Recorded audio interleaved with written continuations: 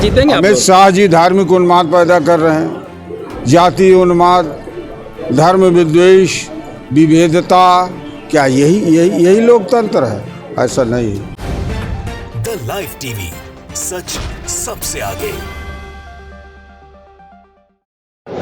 दोस्तों नमस्कार, मैं हूं ब्रिजेंद्र यादव, आप देख रहे हैं द लाइव टीवी। इस वक्त हम हैं जौनपुर में। ये सबसे हॉट सीट मानी जा रही है कि यहाँ पे जो बसपा कैंडिडेट पहले थे उन्होंने टिकट अपना कैंसिल कर दिया या वापस हो गया उनका। उनके बाद हमारे साथ हैं यहाँ पे पूर्व सांसद श्याम सिंह यादव जी, अभी यहाँ पर हैं। बताइए सांसद जी, चुनाव जो माहौल आज जौनपुर का है। हम श्याम सिंह यादव हैं, जौनपुर के सांसद हैं, उनके बीच में रह कर के काम किए हैं। मैंने अभी तक प्रचार प्रसार नहीं किया था, लेकिन अब हमने अपने कामों की लिस्ट बनवा दी है और ऐसे ऐसे काम किए हैं जो कि हमारे जौनपुर के इतिहास में जो भी नाम नहीं लेना चाहता सांसद थे उसको जानते ही नहीं है कि वो क्या काम होता है। समझ रहे हैं नहीं? तो कामों की लिस्ट में जारी कर रहा हूँ। मैंने 21 सड़कें बनाई प्रधानमंत्री ग्रामीण सड़क योजना में। ठीक है, आप गौर से पूछिएगा, सवाल करिएगा कि हमसे पहले किस सांसद ने 21 तो छोड़ दीजिए, एक सड़क बनवाई। क्या यह विकास का कार्य नहीं है? 21 सड़कें बन चुकी जौनपुर के सब असेंबलीज में। ये सबसे बड़ा काम है मेरा। जितना कम समय मिला है आपको, हाँ, कैसे कवर करेंगे इसको? आप कह रहे हैं हम जितना हो सकता है कवर करेंगे। मेरे लिए सारी जनता, मैंने बता दिया सबको, और कि मेरे पास अब कम समय है। जब 3.5 साल में, 1.5 साल कोरोना का छोड़ दीजिए, 5 साल में 1.5 साल घटा दीजिए, 3.5 साल में पूरा क्षेत्र नहीं हो पाया। मैं इस चीज़ को महसूस करता हूँ। 3/4 काफ़ी घूमा मैं, सेशन अटेंड किया सारा। सेशन अटेंड करने में मेरा दूसरा नंबर है, केवल 2 गैर हाजिर होने की वजह से। जनता की समस्याओं को उठाया, बुलंद किया। ठीक है, कई सारे मेडिकल कॉलेज के बारे में कई सारे मुद्दों। अरे मेडिकल कॉलेज हुआ, फ्लाईओवर हुआ, पुरानी पेंशन बहाल करने के बारे में हुआ, सैनिक स्कूल की स्थापना के बारे में रेजिमेंट भी शामिल है उसमें। हाँ, अहिर क्यों नहीं, अहिर रेजिमेंट भी शामिल है, क्यों नहीं? अहिर रेजिमेंट, अहिरों ने, शूर बहादुरों ने वहाँ पर रेजांगला में क्या इतिहास रचा था, और उसमें इतनी वो है, इतनी संख्या है आर्मी में, और वो अगर चाहते हैं अपने आत्म मान सम्मान के लिए तो क्यों नहीं? मैं तो ऑल इंडिया यादव महासभा का कार्यकारी अध्यक्ष भी हूँ, हैं? तो मैंने काम भी बहुत किए। मैं उनके बीच में रहा।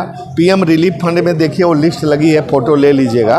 175 लोगों को, किसी को 4 लाख, किसी को 3 लाख, किसी को 5 लाख, जिसने हमसे संपर्क किया और अपना इम्पैनल्ड हॉस्पिटल से खर्चा बना के दिया, सबको किया।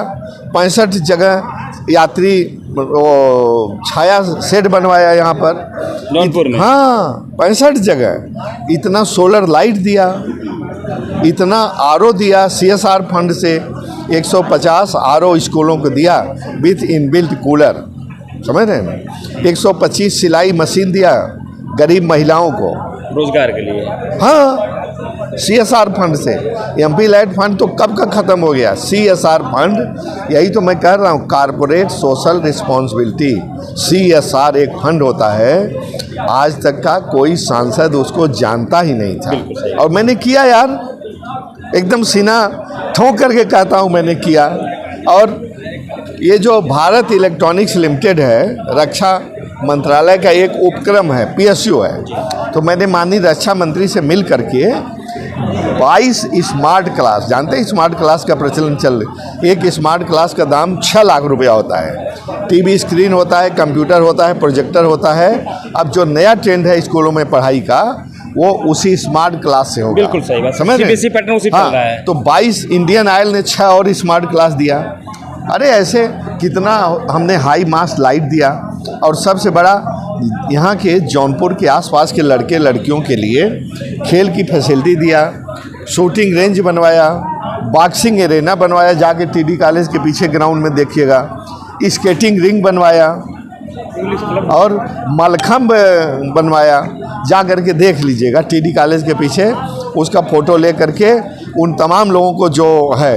और हमारे अभी जितना काम किया है ना, चूँकि मैं चुनाव न लड़ने का इरादा पहले कर चुका था, ये तो माननीय बहन जी के कहने पर लास्ट डे मैं उठ के खड़ा हुआ हूँ, तो इसलिए हमने सोचा कि क्या अब करेंगे उसका प्रचार प्रसार करके। आपका एक लेटर वायरल हो रहा था, लोगों ने देखा उस बात को लेकर, बोले कि ये पहले आप हमेशा से समाजवादी विचार कर रहे हैं और विचार उन्हीं के टिकट मांग रहे थे आप, और बाकी हम यही अंतर है, आपको यही आप वो हैं मिसप्लेस्ड हैं।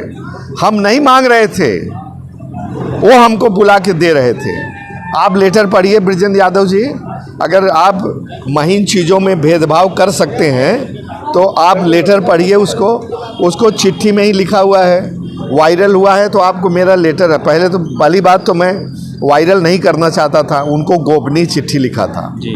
हमारे बहुत पुराने संबंध हैं उनके बाप दादा के समय से, बाप तो ब्यूरो केस रहे हैं। समझ। हाँ। और एक वो अफसर की वजह से नहीं रहे, सन 77 से बाबू राम नरेश यादव जी हमारे रिश्तेदार मुख्यमंत्री रहे, तब वो एक दावत में वो हम पढ़ते थे, आ जाते थे इलाहाबाद से कई लड़के, जब कालीदास मार्ग पर कोई दावत होती थी, तो एक ऐसी दावत में श्री मुलायम सिंह यादव से मेरी मुलाकात हुई। तब से मेरे बहुत अच्छे संबंध थे, हमको बहुत मानते थे ये लोग। तो अखिलेश जी, धर्मेंद्र जी, ये सब छोटे छोटे बच्चे थे, वो मिलते थे उनको हमारा घर फिर से। आपके साथ मतलब उनको अब उनकी मर्जी, अगर किसी को उसमें तो हमने पकड़ा है। तो क्या अखिलेश जातिगत समीकरण देखकर काम कर रहे हैं? अब कुछ भी कर रहे हैं, मैं इस पर कोई कमेंट नहीं करना चाहता, लेकिन ये चीज़ आप एक दुरुस्त कर लीजिए।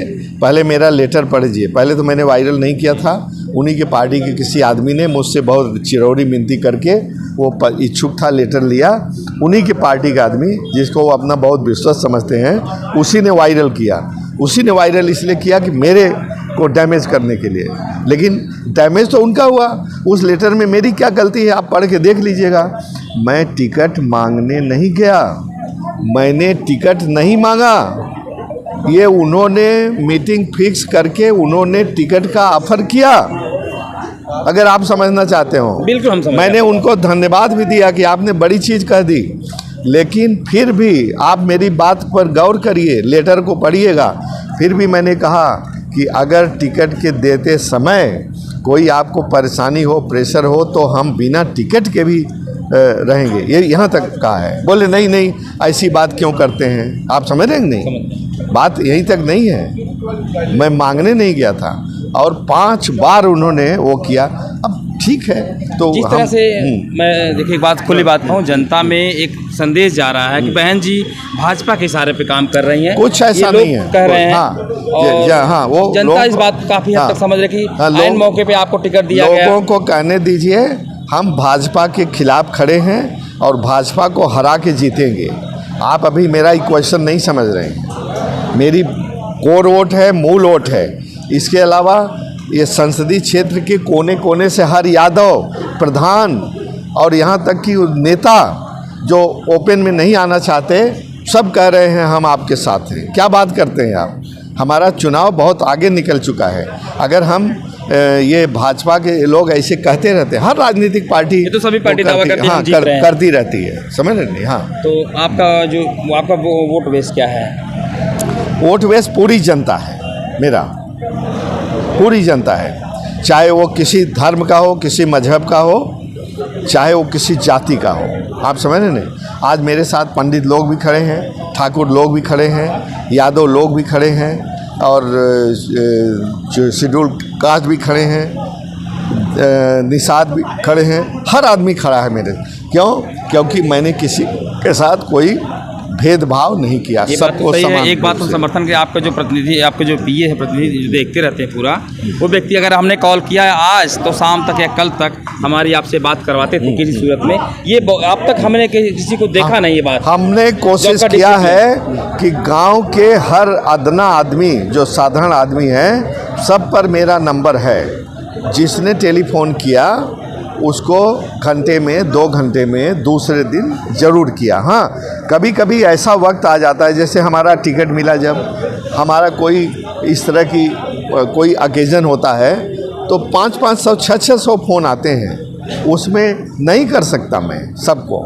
हमारे इस जनपद में जो प्रत्याशी है, इनसे साफ सुथरी छवि का इतना अच्छा प्रत्याशी अगर कोई होता तो हो सकता है मैं उसके पास जाता, लेकिन ये है इनके मुकाबले में कोई नहीं है इतना अच्छा प्रत्याशी, इसलिए श्री श्याम सिंह यादव के तो साथ ये तो है। आप आकलन कर रहे हैं ना। मैं अपना ही आकलन कर रहा हूँ। आप भी आकलन कर लीजिए, हमको कोई परहेज नहीं है उनकी, लेकिन एक कैंडिडेट के बारे में तो मैं बोलता हूँ, व्यक्तिगत रूप से जानता हूँ। जब मैं सिटी मजिस्ट्रेट था बांदा में, तो ये बांदा का रहने वाला है, टुटपुजिया सा आदमी था, दलाली करता था।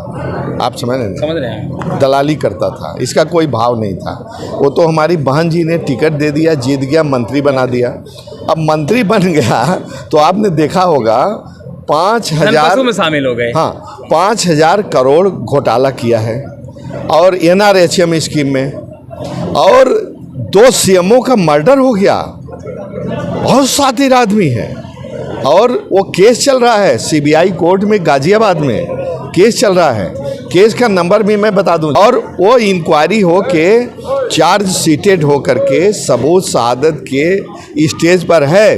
कभी भी जो कोर्ट का प्रोसीजर होता है उतनी देर लगेगी, 2, 4, 6 महीना, 1 साल। पहली बात तो जीतता नहीं, जिसके पीछे यहाँ के लोग दाव लगा रहे हैं, जीतता नहीं। अगर जीत भी जाएगा, जिस दिन सज़ा होगी 24 घंटे नहीं लगेगा बीजेपी को उसकी सदस्यता ख़त्म करने में। मैं आपको बता रहा हूँ, ऐसी चार्जशीट है, मैंने पढ़ा है कि कभी ज़िंदगी में छूट सकता नहीं, उसमें सज़ा हो जाएगी, और सज़ा होते ही सदस्यता चली जाएगी। हाँ, कितना बड़ा, अरे देखिए, और कोई हवाई बात नहीं है। केस का नंबर है 20/3, 10 जून को लगा है, ये सब मैंने पता कर लिया है।